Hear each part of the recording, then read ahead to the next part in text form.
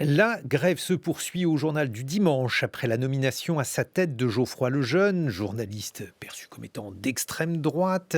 Ce dernier a récemment expliqué que Arnaud Lagardère, propriétaire du JDD, que le choix de Geoffroy Lejeune était économique et non idéologique et que le JDD devait être capable, je cite, de s'adapter aux évolutions du monde. Avec cette nouvelle nomination, la presse française est-elle en train de virer à droite? Ces tensions sont-elles révélatrices d'une crise plus large au sein de la presse française? Enfin, comment préserver l'indépendance des rédactions tout en continuant à attirer les investisseurs vers un secteur qui a bien sûr besoin de financement? Pour en parler, nous sommes en duplex avec Frédéric Rouvillois. Bonjour. Bonjour. Vous êtes professeur de droit public à l'université de Paris-Cité et ici même dans ce studio avec Denis Oliven. Bonjour. Bonjour. Denis Oliven, vous êtes essayiste, vous êtes dirigeant de presse de Libération, on peut citer aussi Marianne et Franck-Tireur. Votre réaction à cette nomination de Geoffroy Lejeune au journal du dimanche? Bon, ma réaction, c'est celle de la plupart des gens. C'est brutal, mais je trouve que cette question, que ce débat pose des termes de ce que doit être la liberté, de ce que doit être la liberté de la presse, de ce qu'est la presse, de son statut, de son rôle, de ses règles. Et comme on s'apprête à ouvrir des états généraux de l'information, je trouve que c'est l'occasion d'y réfléchir. Si je le dis rapidement, je dirais la chose suivante. La presse, d'un côté, c'est une liberté et essentielle à la vie démocratique. Dites-moi à quoi ressemble votre presse et je vous dirai quelle est votre démocratie. On voit que les pays non démocratiques sont des pays dont la première des libertés qui manque est la liberté de la presse. Mais d'un autre côté, la presse est un pouvoir. On parle même du quatrième pouvoir. Elle peut avoir des effets, quand elle abuse, dévastateurs. Rappelez-vous de l'affaire Baudis. On peut détruire des vies. Donc c'est un pouvoir. Donc le fait que ce soit il y a une liberté... des lois aussi contre ces abus de Exactement. pouvoir. Donc le fait que ce soit une liberté impose qu'on la protège et le fait que ce soit un pouvoir impose qu'on la réglemente. Il faut des règles. Et il faut des règles qui, de mon point de vue, garantissent 3 principes fondamentaux. Un, il faut que l'information soit libre, il faut que les journalistes écrivent à l'abri des pouvoirs économiques, politiques, culturels, sociaux, pour écrire librement, pour que l'information soit Vous pensez que ça va être le cas au journal du dimanche? Laissez-moi juste aller au bout. Deuxième point, il faut que les règles, l'information, que la presse soit responsable, c'est-à-dire qu'elle respecte la loi, par exemple la loi contre la diffamation, la loi contre l'injure, la loi contre l'incitation à la haine, mais il faut aussi, ce qui est beaucoup plus subtil, qu'elle respecte des règles déontologiques. Par exemple, la presse, c'est un magistère, c'est comme... oui, c'est un magistère, donc elle doit avoir des procédures qui garantissent l'exactitude des faits. Par exemple, si vous faites le portrait de Guillaume Erner dans un journal, vous ne pouvez pas interroger que les gens qui le détestent. Vous devez absolument interroger aussi les gens qui l'aiment et rendre compte de la complexité de sa situation. Donc ça, c'est un principe de responsabilité. Et troisième point, il faut... On arrive au JDD, un principe de pluralisme. Un paysage démocratique du point de vue de la presse, c'est un paysage dans lequel toutes les opinions sont présentées, y compris les opinions d'extrême droite, y compris les opinions de droite. Il doit y avoir des journaux de gauche, comme Libération, il doit y avoir des journaux de droite, comme Le Figaro. Toutes les opinions doivent pouvoir s'exprimer. Simplement, il faut qu'on garantisse la pluralité des opinions. Donc la question qu'on doit se poser, c'est est-ce que nos règles actuelles garantissent ces 3 principes? Dans une large partie, oui, mais on peut faire mieux. Frédéric Rouvillois, votre point de vue, sachant que JDD dirigé par Geoffroy Lejeune pourrait être finalement une tentative de créer un grand journal de droite dure, disons. Alors, tout d'abord, il faut s'entendre ce qu'on appelle le journal, si vous voulez. Au fond, voilà, c'est un hebdomadaire, comme l'était déjà le périodique que dirigeait Geoffroy Lejeune. Alors, c'est un hebdomadaire qui, effectivement, pour des raisons assez curieuses et assez particulières, a un retentissement extrêmement considérable, le fait qu'il sorte le dimanche. Et qui par ailleurs est devenu depuis quelques années finalement encore plus incontournable qu'il n'était auparavant. Enfin, voilà, dans mon jeune temps, personne ne citait le journal du dimanche, sauf peut-être éventuellement pour Henri Canet. Maintenant, tout le monde en parle, tout le monde le cite comme une sorte d'autorité. On le trouve dans les notes en bas de page des ouvrages scientifiques. Bref, il a vraiment changé de statut. Ça, c'est sûr. Et donc, je pense que c'est ça qui pose peut-être problème. Pourquoi L'autre ça chose, poserait... il faut effectivement respecter le droit, et le droit, c'est d'abord quand même, d'une part la liberté de la presse, d'autre part la liberté d'expression, qui sont des règles qui figurent dans la Constitution de notre Cinquième République, et s'interroger effectivement sur leur signification. Alors effectivement, il faut encadrer tout ça, hein. La liberté n'est pas la licence, et on peut pas tout dire ni tout faire. Est-ce que Geoffroy Lejeune a a une sorte de projet despotique, tyrannique, etc. Est-ce qu'il veut effectivement, en prenant le journal du dimanche, en faire quelque chose qui serait entre guillemets à sa botte? J'utilise le terme volontairement. Euh, voilà, on parle très souvent de complotisme, mais en l'occurrence, voilà, est-ce que c'est un complot terrible ourdi par Bolloré et Sans par être un Geoffroy complot, Lejeune, tout simplement ou est-ce une que c'est décision finalement, on politique. va dire, l'évolution un petit peu, voilà, la vie un peu normale de la presse, sur laquelle un certain nombre de médias ou de journalistes se focalisent? C'est la question que je me pose, du moins de l'extérieur, n'étant pas effectivement un journaliste professionnel, et regardant avec un peu de stupeur, notamment les noms qui figurent dans la liste de ceux qui ont signé pour expliquer que ce serait quasiment la fin du monde si ce monsieur de 8 ans accédait à la tête donc De ce journal, périodique. du journal du dimanche, Denis Oliven. Je ne sais pas si ça serait la fin du monde, mais en tout cas, l'une des évolutions, c'est qu'auparavant, on a connu des groupes de presse importants. Certains étaient à droite. Je pense par exemple au groupe Ersan, qui doit évidemment rappeler des souvenirs aux auditeurs les plus âgés. C'était des groupes de presse qui avaient intérêt à la profitabilité, puisque Ersan était par exemple celui qu'on nommait le papivore. Aujourd'hui, on a affaire à des investisseurs qui ont fait fortune ailleurs. C'est le cas de Xavier Niel, de Daniel Kretinsky, avec qui vous travaillez, ou bien avec Vincent Bolloré. Et pour ces gens, investir dans la presse, cela obéit à d'autres logiques. Est-ce que ça n'est pas embêtant que M. Bolloré accepte de perdre de l'argent avec la presse pour essayer donc d'organiser une presse conforme à ses idées? Alors, en effet, l'une des caractéristiques, en tout cas de la presse écrite contemporaine, c'est qu'elle a été longtemps, elle a cessé d'être économiquement viable pendant un certain moment, au moment où la rupture technologique d'Internet faisait que sa diffusion baissait. Et donc, à ce moment-là, la presse qui souvent n'appartenait qu'à elle-même ou appartenait à des groupes qui ne faisaient que ça, est passée dans les mains d'industriels qui la possédaient. C'est pas complètement nouveau. Ça existe dans d'autres pays, mais c'est vrai que c'est devenu une caractéristique très forte en France. Et donc, alors, il se trouve que le modèle est en train de changer, notamment pour la presse quotidienne, et qu'on peut à nouveau trouver une presse qui soutient son développement par ses propres forces grâce aux abonnements numériques.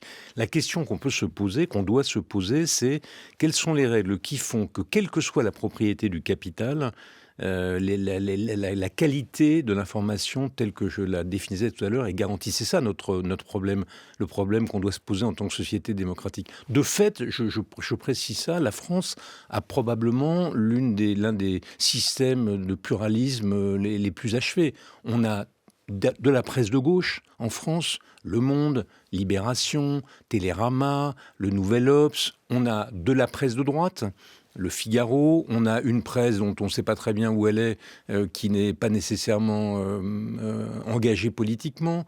On a de la radio, on a une centaine de radios, on a des télévisions, on a 4 chaînes d'information. On a tout cela, Denis Oui, Oliven. mais c'est très important. Et on a les statuts, on a de la presse qui appartient à ces journalistes, Mediapart, de la presse qui appartient à des milliardaires. Et dans ces milliardaires, ça peut être des journaux comme Le Monde ou Libération, dont l'indépendance est totalement garantie par leurs règles, ou d'autres qui ne le sont pas. On a le service public. On va Mais oui, revenir mais là-dessus. tout ça montre que nous avons un système médiatique qui est extrêmement pluraliste en France. Mais il y a un petit souci, c'est que la presse d'extrême droite n'est pas rentable. Cette presse d'extrême droite, elle ne cesse de faire faillite. Minute a fait faillite je ne sais combien de fois. Rivarol aussi, avec de surcroît un certain nombre de procès liés donc aux propos tenus dans le journal. Il y a eu jadis une presse d'extrême droite importante, mais ça n'est plus le cas. Et si quelqu'un décide, parce qu'il est précisément extrêmement fortuné, d'en monter une, est-ce que c'est normal d'avoir finalement un organe de propagande comme cela, au détriment des journalistes qui y travaillent, puisque manifestement au sein du JDD, on ne veut pas de cet actionnaire? Oui, alors, je laisse de côté la question du JDD, je vais revenir. Est-ce qu'il est normal qu'on ait une presse d'extrême droite? Oui, bien sûr, dans une société démocratique, si cette presse respecte, et elle doit le faire, notamment la loi. Par exemple, l'incitation, si elle est condamnée lorsqu'elle incite à la haine, il est légitime et normal qu'on ait une presse d'extrême droite. Pourquoi pas?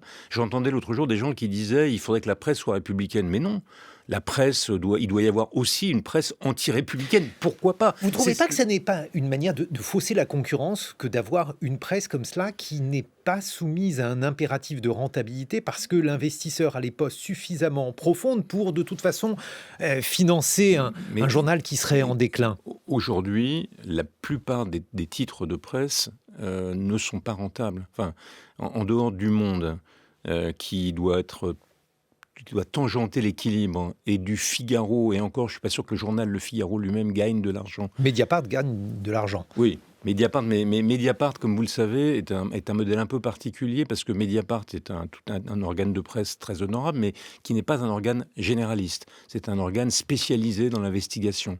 Il a une rédaction d'une quarantaine, une cinquantaine, peut-être 70 journalistes. C'est pas les 500 journalistes du Figaro, du Monde. Donc c'est pas du tout la même économie. Mais donc tous les journaux, Libération perd de l'argent. On est en train de le redresser, mais Libération perd de l'argent. Le Monde a perdu de l'argent pendant longtemps. Le Parisien perd de l'argent. Les Échos doivent être juste à l'équilibre. Donc non. De manière générale, la presse en France vit parce qu'elle bénéficie de subventions publiques et d'autre part parce que des généreux mécènes ont décidé de la soutenir. Certains d'entre eux le font avec un objectif politique. À valeur actuelle, pour prendre cet exemple, était soutenu parce que ses propriétaires avaient envie de faire un journal d'extrême droite. Et puis d'autres milliardaires, Patrick Drahi d'abord, Kretinsky aujourd'hui pour Libération, ou Xavier Niel au Monde, acceptent l'indépendance de la rédaction et acceptent que des journaux soient financés, quoi qu'ils ne partagent pas leurs opinions. Frédéric Rouvillois, le fait que la presse d'extrême droite en France ait à la fois une longue histoire et une assez faible réussite sur le plan de ses ventes, qu'est-ce que ça vous inspire ? Écoutez, je reviens une seconde sur les propos très intéressants qui viennent d'être tenus, notamment sur la question du pluralisme. Vous nous avez dit, cher monsieur, voilà, en France, il y a une presse pluraliste, il y a la presse de gauche. Vous avez cité sans aucune difficulté 5 ou 6 titres. Ensuite, vous avez dit, il y a une presse de droite, et là, vous avez cité Le Figaro. Voilà. Et voilà, là encore, vu de l'extérieur, écouter de l'extérieur, c'est quelque chose qui est assez frappant, si vous voulez. Voilà. Est-ce qu'on peut parler de pluralisme lorsque d'un côté, il y a une masse considérable de journaux de très grande qualité, par ailleurs, hein, mais qui ont une orientation très, très claire, très assumée, etc., de la gauche, du centre-gauche à l'extrême gauche, et d'autre part, il y a une presse de droite qui est Le Figaro, point. Voilà, c'est aussi. Moi, j'ai d'autres titres. Denis Oliven ne les a pas sous les yeux, mais je pense que l'opinion n'est pas complètement bolchevique. Le Parisien me paraît être également un journal. Si vous voulez, enfin, de toute évidence, si vous voulez, enfin, on sait très. Ah, il y a eu, je crois, une petite coupure. Frédéric Rouvillois était en train d'expliquer. Frédéric Rouvillois est de retour. C'est pas, voilà, c'est un fait sur lequel qu'on est bien obligé de constater.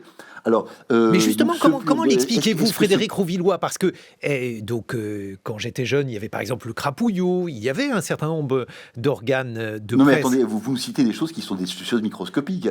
Tout à l'heure, vous nous parliez de Rivarol, qui est une espèce de torchons ou de fanzines d'extrême droite, effectivement, oui, ça, c'est pas de ma créé faute. à Libération par des anciens collabos, mais qui n'a jamais dû dépasser les 5000 ventes. Donc, on peut pas, si vous voulez, nous parler de pluralisme avec, d'un côté, effectivement, un ensemble de titres qui pèsent qui vendent des millions d'exemplaires à tous, et d'autre côté, Le Figaro et une presse d'extrême droite qui serait commandée par le Crapouillot et par Rivarol, qui doivent l'un et l'autre. Je crois que le Crapouillot a été péniblement arraché à 7000 notre exemplaires. affection. Denis Oliven, Non, mais une réaction. je crois qu'il y a un point clé, d'ailleurs, c'est un débat très français, parce que nous avons une tradition historique de presse d'opinion. Alors que dans le monde anglo-saxon, il y a plutôt une tradition historique de presse d'information. La presse Murdoch n'est pas une presse. Non pas qu'il n'y ait pas d'opinion dans la presse anglo-saxonne. On sait très bien, par exemple aux États-Unis, que les journaux sont républicains ou démocrates. C'est clairement affiché. Mais quand ils sont républicains ou démocrates, ou quoi qu'ils soient républicains ou démocrates, il y a chez eux un sacre de la qualité, de la sincérité, de la factualité de l'information. Et je crois que l'un de nos sujets à nous est plutôt celui-là. Peu importe au fond qu'il n'est pas du tout anormal, pour prendre cet exemple, qui est d'un côté le Libération et de l'autre côté le Figaro. Mais ce qu'on est en droit d'attendre dans une démocratie pluraliste avancée, c'est que, quelle que soit l'opinion de ce journal, des règles qui garantissent la sincérité, la qualité, l'exactitude de l'information, le principe de contradictoire, enfin l'ensemble des règles déontologiques soient appliquées dans tous les cas. Et je crois que c'est ça qui est comment dirais-je, l'un des principes fondamentaux. C'est j'ai des opinions.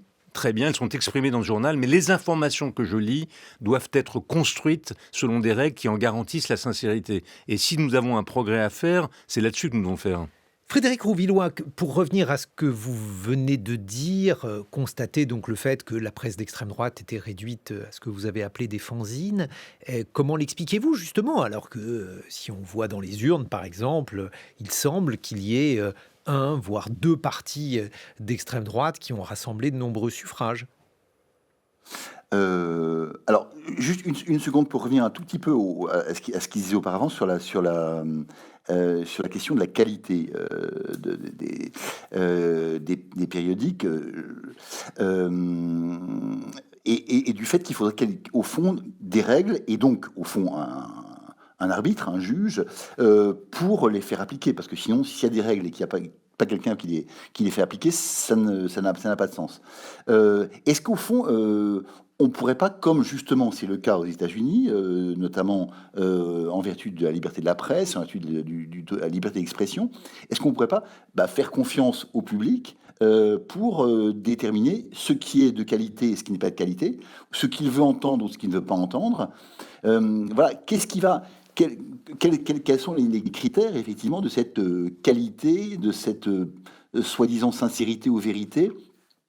On sait très bien que, voilà, il y a effectivement un certain nombre de faits, et ensuite il y a un certain nombre d'interprétations qui vont être données de ces faits. Le contrôle de qualité, si j'ose dire, porte sur les faits ou porte sur l'interprétation qu'on en donne. Denis Je crois que c'est Oliven. ça l'une des questions quand même fondamentales. Denis Oliven. Non, je pense que là-dessus, on peut faire des progrès précisément. Et si on doit tirer des leçons de ce qui vient de se passer, c'est dans ce sens qu'on doit aller. On peut faire des progrès Aujourd'hui, on a, par exemple, un droit de la presse qui est très protecteur en France des citoyens. Donc ça, c'est bien.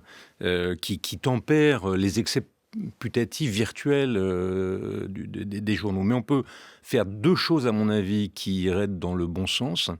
La première, c'est mieux solidifier, mieux protéger la représentation des journalistes. Je ne parle pas de leur représentation syndicale, je parle des sociétés de rédacteurs qui garantissent la déontologie, la protection, l'indépendance. Il y a aujourd'hui des sociétés de rédacteurs. C'est justement pourquoi le JDD est en grève aujourd'hui, pour avoir la possibilité de choisir le directeur du journal. Il y a pas seulement le choix. Il y a d'abord une première chose, me semble-t-il, c'est qu'aujourd'hui, les sociétés des journalistes, je ne parle pas de leurs syndicats, les sociétés, c'est-à-dire le regroupement des journalistes pour défendre leur liberté, leur indépendance, n'ont aucun statut, n'ont aucune protection. Je pense qu'on ferait un progrès si déjà on leur garantissait une progression identique à celle d'un représentant du personnel. Premier point. Deuxième point, et qui est dans l'autre sens. Les règles, le respect de la déontologie. Dans les démocraties d'Europe du Nord, il y a des instances déontologiques et les journalistes se soumettent volontiers à ces instances. Et d'ailleurs, le crédit des journaux dans ces démocraties d'Europe du Nord est bien plus grand que le nôtre. Donc la contrepartie de la protection de l'indépendance, c'est le fait que les journalistes se soumettent à des instances d'arbitrage déontologique. Si vous considérez que le principe du contradictoire n'a pas été suivi dans le portrait qui est fait de vous, vous avez une instance sur laquelle à laquelle vous pouvez faire appel et qui peut dire éventuellement oui, vous vous êtes trompé. Ça oblige les journalistes, et c'est légitime, à progresser dans le respect de leurs règles déontologiques. Voilà par exemple 2 choses qui pourraient permettre de progresser dans la liberté de l'indépendance, la qualité de l'information.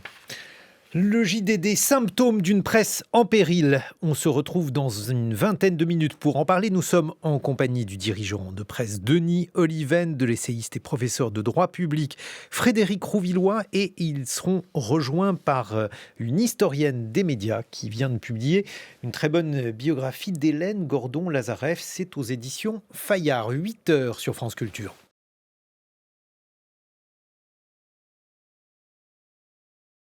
Alors que la rédaction du journal du dimanche est vent debout face à l'arrivée de Geoffroy Lejeune, journaliste perçu comme étant d'extrême droite, comment la presse française se porte-t-elle ? Pour en parler, nous sommes en compagnie de Denis Oliven, dirigeant de presse, Libé, Elle, Marianne Franc-Tireur notamment. Nous sommes également en compagnie de Frédéric Rouvillois, professeur de droit public à l'Université de Paris-Cité. Et nous accueillons Claire Blandin, bonjour. Bonjour. Vous êtes historienne et vous venez de consacrer une biographie à Hélène Gordon-Lazareff, qui est notamment la fondatrice du L et qui nous permet de nous projeter dans le passé, dans un temps où les patrons de presse étaient à la fois des journalistes, des personnes qui avaient le sens de l'actualité, et qui étaient aussi des entrepreneurs, parce que c'est une époque où on pouvait faire de la presse et devenir riche en faisant de la presse, alors qu'aujourd'hui, il faut plutôt arriver milliardaire pour finir millionnaire dans la presse. Claire Blandin, rappelez-nous ce temps, rappelez-nous qui était Hélène Gordon-Lazareff, et en quoi ce nom comme ça de Lazareff a marqué les heures de gloire de la presse française. Alors, Hélène Gordon-Lazareff, donc, est une femme qui naît au début du XXe siècle et qui a un parcours de vie absolument exceptionnel. Elle naît en Russie avant la révolution bolchevique, donc elle vit une première migration avec sa famille et elle arrive à Paris.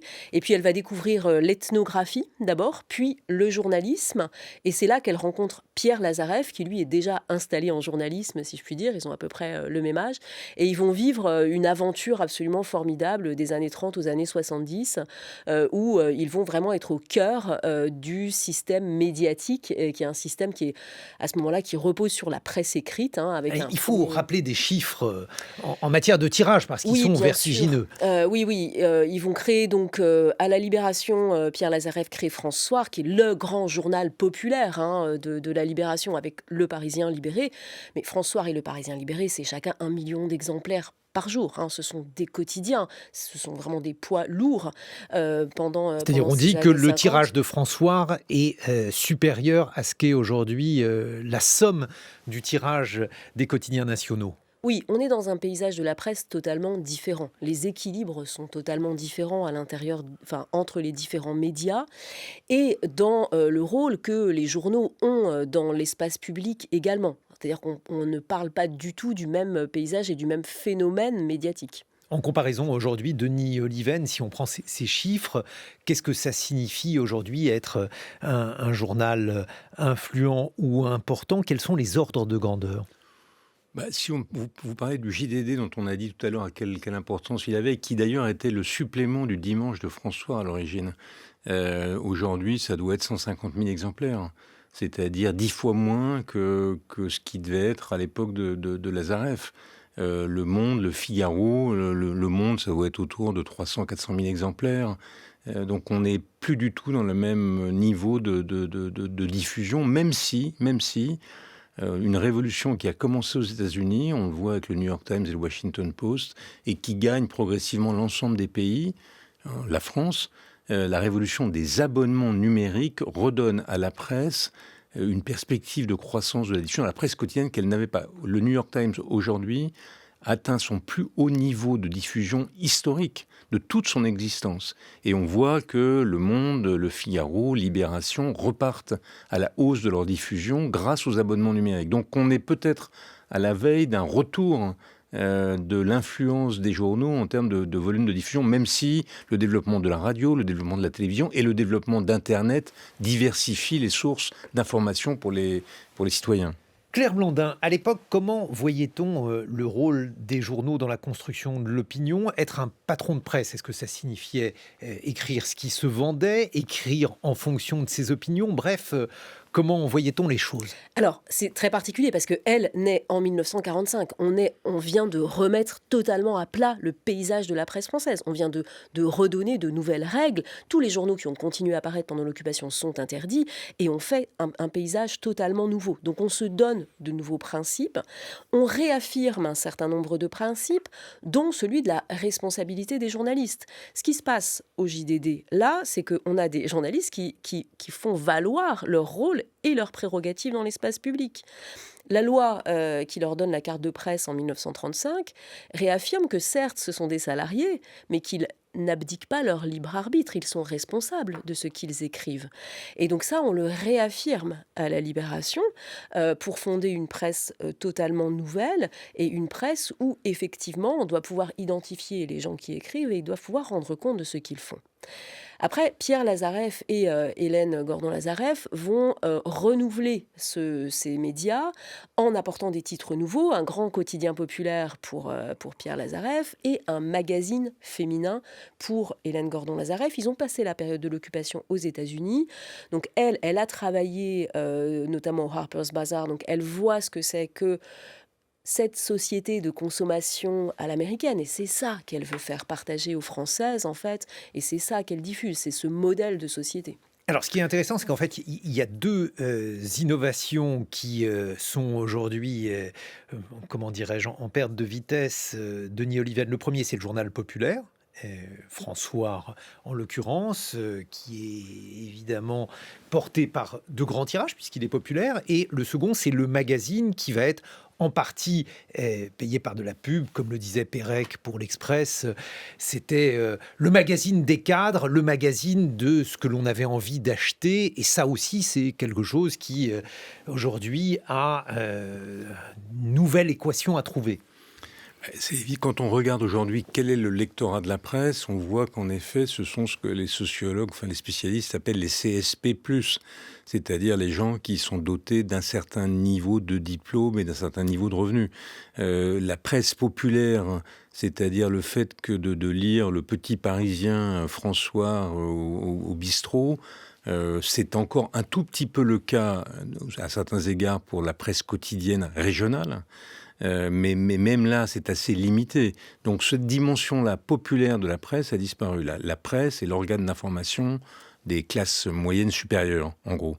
Les magazines, eux, existent toujours. En revanche, les magazines, c'est même aujourd'hui, assez paradoxalement, les magazines spécialisés, Elle, la presse People, enfin que sais-je, sont les journaux qui sont aujourd'hui les plus rentables. Oui, c'est le plus Pourquoi? dynamique. À cause ou grâce à la publicité? Oui, bien sûr. Pourquoi? Parce que d'abord, ils ont des tirages qui sont encore assez conséquents.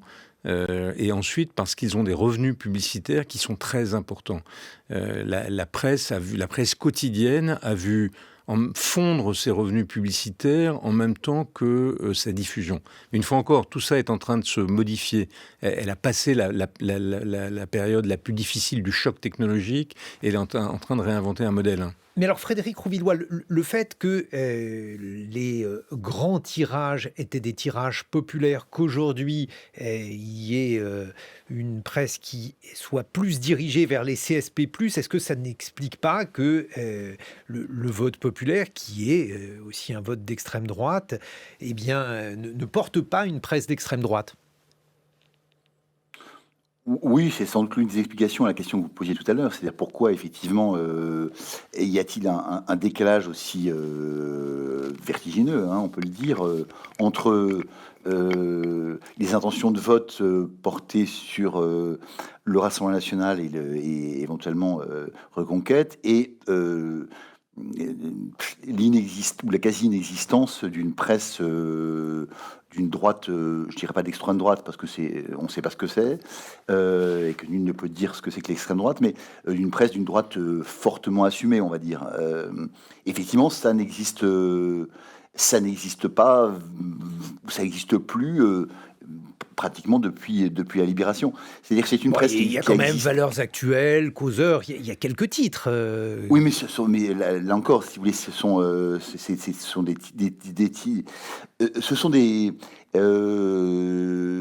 des périodiques qui sont souvent des périodiques intéressants et de qualité, mais qui pour autant, Causeur, L'Incorrect, Valeurs Actuelles, mais qui alors, Valeurs Actuelles est un cas à part, si vous voulez, hein, parce qu'il y a, au fond, hein, le tirage de Valeurs Actuelles était un tirage quand même très significatif et qui n'est pas très inférieur à celui du JDD, par exemple.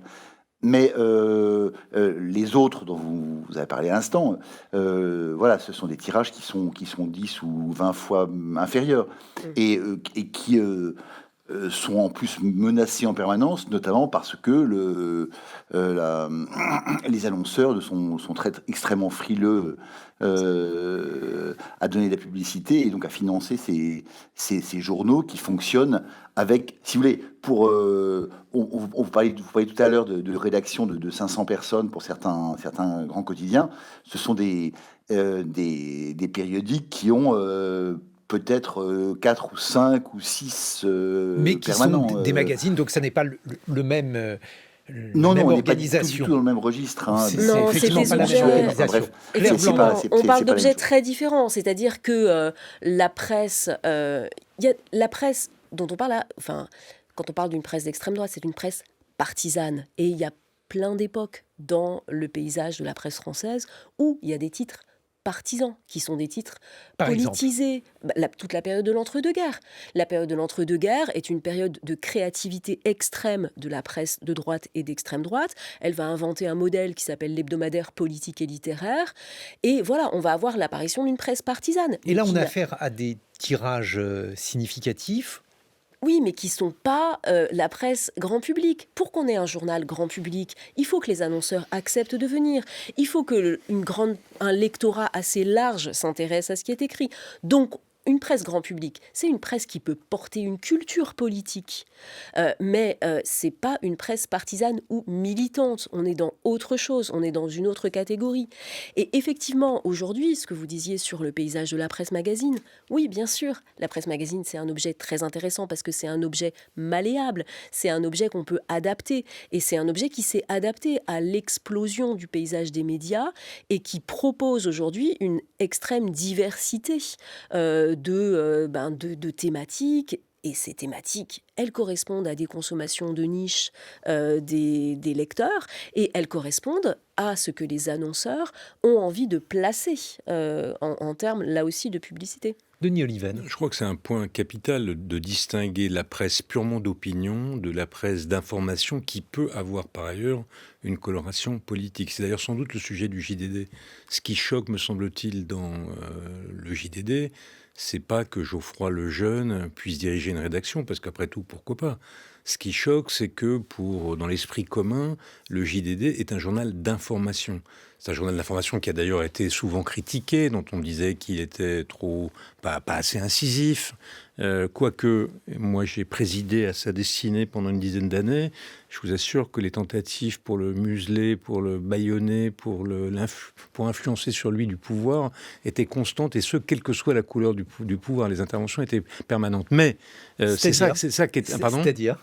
C'est-à-dire que la tête du patron du JDD ne revient pas au pouvoir quoi qu'il arrive. Donc quand c'est un pouvoir de gauche... ça se traduisait comment ? Ça se traduit par là. Vous savez ce que c'est que la vie d'un patron de presse ? C'est des coups de téléphone hebdomadaires pour vous dire c'est scandaleux, c'est inadmissible, et vous servez des dredons, et vous gardez bien de le dire à la rédaction pour qu'elle puisse continuer à faire son travail. Donc ça, c'est la vie d'un patron de presse. C'est de résister aux interventions pour que les journalistes puissent travailler. Juste d'un mot. Donc l'important, c'est que dans les journaux d'information, quelle que soit la couleur du journal, il faut que la qualité de l'information soit garantie. Et c'est un principe démocratique.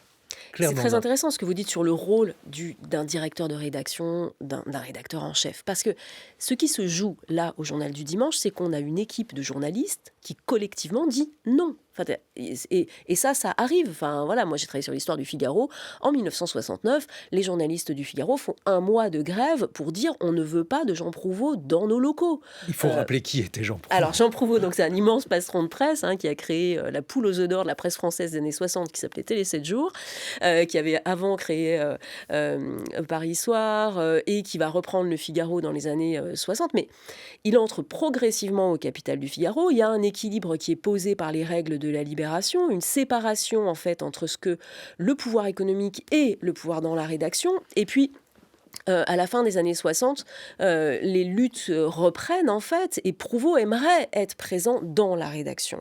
Et là, les journalistes du Figaro se mobilisent et font un mois de grève pour ne pas qu'il y ait cette présence physique, pour pas qu'il ait un bureau et pour pas qu'il ait une influence sur la ligne éditoriale du journal. C'est ça qui est central en fait. C'est très Denis important. Hallyday. En effet, parmi les règles implicites ou explicites qui garantissent une certaine qualité de l'information, il y a un mur de Chine, normalement, entre la gestion et la rédaction. Aux États-Unis, ça n'est exprimé par aucune règle. Il n'y a aucune règle qui protège la rédaction du Washington Post, mais aucun propriétaire du Washington Post n'aurait l'idée saugrenue d'intervenir sur la rédaction. Murdoch intervient, on l'a vu aujourd'hui avec les suites de l'élection que Donald Trump a contestée, à quel point Murdoch était interventionniste. C'est vrai, mais dans les grands journaux américains, le Washington Post, le New York Times, le Los Angeles Times, il y a des règles implicites qui font que le propriétaire n'intervient pas. En France, comme ça n'était pas la tradition, pour des raisons qu'on a évoquées, ces règles ont parfois été explicitées. Mais ça, par exemple, c'est une règle décisive pour protéger la rédaction de l'interventionnisme. Mais Claire Blandin, dans la légende de Lazareff, on dit qu'il était prêt, par exemple, à publier une fausse information parce que ça faisait deux informations, la fausse information et son démentiste. Et on présente cet homme comme étant quelqu'un d'assez cynique qui était finalement prêt à tout pour vendre du papier, comme on disait à l'époque. C'est quelqu'un qui voulait de l'actualité. C'est vraiment quelqu'un qui était... alors, je pense que c'était un grand passionné de l'actualité. Pierre et Hélène Gordon-Lazareff ont reçu chez eux, à Louvciennes, tous les dimanches, à peu près l'intégralité du monde politique, médiatique, des arts et du spectacle, parce que dans ce déjeuner dominical se jouait en fait le calendrier de la semaine dans toutes les rédactions du groupe médiatique, et c'était ça qui les passionnait, c'est-à-dire c'était trouver la nouveauté, trouver ce qui était en train de bouger dans cette société qui était quand même en plein bouleversement, les années 50, 60, 70. Au point de déformer la réalité pour réussir à la rendre plus spectaculaire, ou bien au point de suivre un agenda. Est-ce qu'ils avaient un agenda politique ? Alors, ils ont eu un agenda politique juste à la fin. On sait que Pierre Lazareff a vraiment participé à l'élection de Georges Pompidou. Oui, ça c'est le moment où c'est devenu vraiment politique, au sens partisan, mais sinon, il porte plutôt effectivement cette culture de l'actualité et cette culture de vendre des grands journaux populaires. Frédéric Rouvillois, l'autre question qui se pose en termes de coloration partisane de la presse, c'est le fait, et cela est attesté par de nombreux sondages, des sondages réguliers, peut-être aussi une atmosphère, les journalistes sont généralement décrits comme étant plutôt de gauche, ou en tout cas hostile à l'extrême droite. Et ça aussi, comment l'expliquer ? Est-ce que ça vous paraît être une évolution, peut-être, je ne sais pas, aussi une déformation de la réalité ? Bref, votre avis à ce sujet. Écoutez, je ne suis pas sociologue, donc effectivement, je ne peux pas vous répondre de manière précise sur la question, mais là encore, c'est un constat qu'on peut faire. Voilà, il y a effectivement, depuis l'école de journalisme jusqu'à l'entrée dans une rédaction ou jusqu'au sommet de celle-ci, effectivement une tendance qui va plutôt dans ce sens-là. C'est-à-dire, voilà, c'est le sens, une sorte de mainstream qui veut que l'intellectuel soit plutôt effectivement dans cette direction. Ce qui me permet de rebondir aussi sur une distinction qui apparaît évidente et cardinale, mais qui me semble poser quand même des tas de problèmes, en tout cas de questions, c'est la distinction entre journal d'opinion et journal d'information. Ne serait-ce que parce que voilà, il y a des tas de journaux qui sont considérés aujourd'hui comme des journaux d'information, mais qui ont été au départ des journaux d'opinion, je sais pas, le Nouvel Obs, l'Express, Libération, etc. Bref, est-ce que sérieusement on peut faire une distinction entre les deux? Est-ce qu'on pourrait avoir une sorte de tampon disant d'un journal, c'est un journal d'information, donc tout ce qui est dedans est vrai, certifié, vérifié, authentique, etc. Et à côté le journal d'information dont voilà qui serait plus suspect, etc. Est-ce qu'on peut faire Voilà. un distinguo Est-ce qu'un journal enfin, ne serait-ce que dans la manière de présenter l'information, est-ce qu'un journal ne montre pas une orientation d'un côté ou de l'autre, et ce faisant, est-ce qu'il n'est pas au fond toujours les deux, un journal qui d'information mêle et donc d'opinion. information et opinion, Denis Oliven? Non, bien sûr, il n'y a pas de modèle pur, mais en tout cas, je crois que dans la période actuelle, notamment la période de post-vérité poussée par le monde numérique, les journaux d'information auraient avantage à se doter des procédures explicites qui garantissent la qualité de leur information, la meilleure distinction entre l'information et l'opinion, les instances internes de déontologie, la représentation de leurs journalistes. Ça leur permettrait de pouvoir afficher leurs différences et de pouvoir garantir la qualité de l'information qu'ils délivrent à leurs lecteurs, ce qui ne les empêche pas d'avoir des éditoriaux dans lesquels ils prennent des positions. Mais je pense qu'on va aller normalement... Ça fait partie aussi de la presse, c'est bien sûr, l'opinion, mais bien sûr, l'opinion est légitime, nécessaire. Et d'ailleurs, je vois par exemple dans les abonnements à Libération que les billets d'opinion, souvent tranchés, sont un facteur d'abonnement. Donc les lecteurs attendent aussi ça. Simplement, ils attendent une claire distinction entre les deux, entre l'opinion et l'information. Et justement, Claire Blandin, on le voit à cet égard, il y a chez les Lazareff, on pourrait parler par exemple de l'Express, qui est très emblématique de cette période-là, Françoise Giroud, Jean-Jacques Servan-Schreiber. On a des patrons de presse qui ont un agenda politique au sens large. Ils ne suivent pas forcément un homme politique, mais en tout cas, ils ont des opinions politiques très tranchées. La question de la véracité de la nouvelle est quand même pas centrale pour moi. Je pense que effectivement, les médias construisent, participent à la construction des réalités sociales, oui, évidemment. Et oui, Françoise Giroud a été formée à elle par Hélène Gordon-Lazareff, et il y a un moment où elle s'émancipe, en fait, parce qu'elle veut faire quelque chose de plus en lien avec l'actualité et de plus politique, et donc elle quitte, elle, pour aller fonder l'Express avec Jean-Jacques Servan-Schreiber, et effectivement, leur projet, là, est un projet politique de soutenir Pierre Mendès France et de soutenir... Alors là, ce large mouvement qui s'appelle la décolonisation. Donc oui, effectivement, France Observateur et l'Express, au départ, s'inscrivent là-dedans. Mais France Observateur et l'Express, à partir de 1964, le principal ressort, c'est que ce sont des news magazines, c'est-à-dire un nouveau format autour de l'actualité qui répond à l'arrivée de la télévision. Ça aussi, c'est intéressant, Denis Oliven, parce qu'on voit que ces grands patrons de presse, on pourrait parler de Jean Daniel et de Perdriel, bref, de tous ces attelages, avaient à l'évidence un agenda idéologique, soutenait bien souvent un ou plusieurs hommes politiques, et aujourd'hui la situation est plus compliquée à droite comme à gauche. Oui, enfin bon, on voit quand même où sont... Alors, à défaut de soutenir des hommes politiques, on voit que les journaux soutiennent plus ou moins des courants d'opinion. Mais je reviens au point précédent. Beuve-Méry avait une expression que je trouve géniale. Un jour, un journaliste lui disait « J'ai envie de devenir journaliste, mais j'ai peur de ne pas savoir être impartial, objectif. » Et Beuve-Méry lui avait dit « Impartial, objectif, mais objectif, on ne sait même pas ce que c'est. » Non, vous devez viser une chose. Vous devez être désintéressé. Désintéressé, c'est-à-dire vous ne devez pas servir des intérêts, que ce soit des intérêts économiques, politiques ou même idéologiques. Les journalistes doivent penser contre eux-mêmes normalement. Une fois encore, en n'interdisant pas l'opinion qui peut s'exprimer, mais la qualité de l'information suppose que celui qui la produit soit désintéressé et ne cherche que, au fond, la vérité, même s'il est difficile à trouver. Frédéric Rouvillois, un mot de conclusion. Oui, enfin, en fait, ce qui est assez amusant, c'est qu'on retrouve ici les mêmes types de questions, de problématiques, d'angoisses que celles que on peut éprouver lorsqu'on enseigne à l'université le droit, l'histoire, etc. Et cette question, effectivement, opinion, information, ça regroupe, et ce que vous venez de dire à l'instant, très justement, hein, et la citation de Beuve-Méry, le problème de l'objectivité, est-ce qu'elle est atteignable? La réponse est tant que nous serons des êtres humains, malheureusement non. Et ça peut permettre effectivement de prendre un peu de distance par rapport à ce Ce clivage. ramdam médiatique autour du JDD. Claire Blandin, un mot de conclusion. Oui, bah, moi, ce que j'ai envie de dire, c'est qu'on a à apprendre de l'histoire, hein, de ces médias et à apprendre comment se passent les moments de recomposition. On est dans un moment de crise de la démocratie, de crise de l'espace public, où les médias cherchent une place nouvelle dans cette articulation. Et les médias sont en pleine créativité. Il y a plein de nouveaux modèles médiatiques qui apparaissent, qui essayent de s'affranchir justement du rôle des annonceurs, qui font de l'information différente, de la slow information, de l'information en BD, etc. C'est ça qui est intéressant et passionnant.